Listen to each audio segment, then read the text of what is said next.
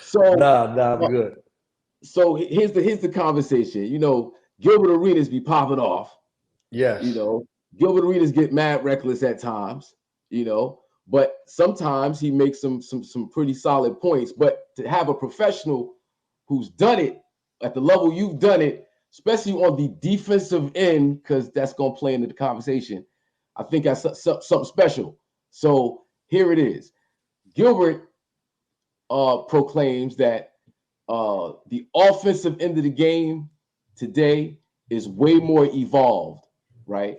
And that players from the 80s, mid 90s couldn't have played in this era defensively because of the rules and because of the evolution of the offensive end of the game.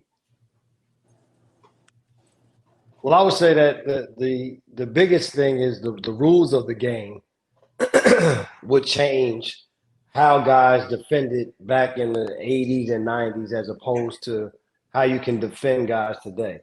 But the skill set of guys has evolved and changed to where you're getting, because it is such a perimeter oriented game, that's all people work on. And so there is a somewhat of a lost art of the skill side of the game of what was 80s and 90s, because still guys shoot range shots, but they also shot mid range. Guys worked on mid post. There are guys that played in the post.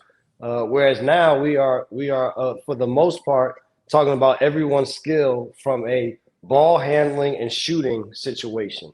That is pretty much what we talk about in terms of skills evolving, because there's a entire facet of the game that is not used anymore, and which is post up positions, like I said, mid post basketball.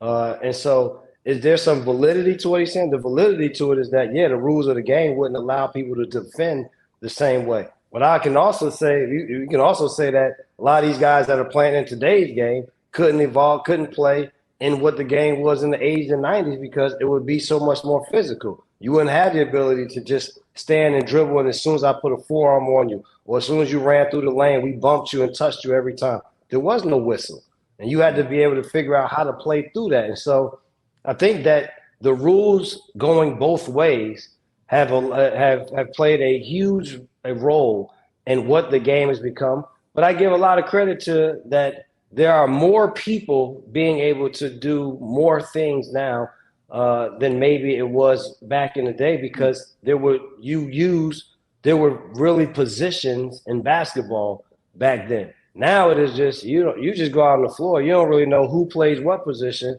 If you're tall, you can be a point guard. If it really doesn't matter in that fashion. And you hear so many people talk about positionless basketball. And because you have positionless basketball, then I said you get a crowded perimeter because everybody wants to play on the perimeter. There isn't a distinction as much in today's game as it was in what the past basketball was.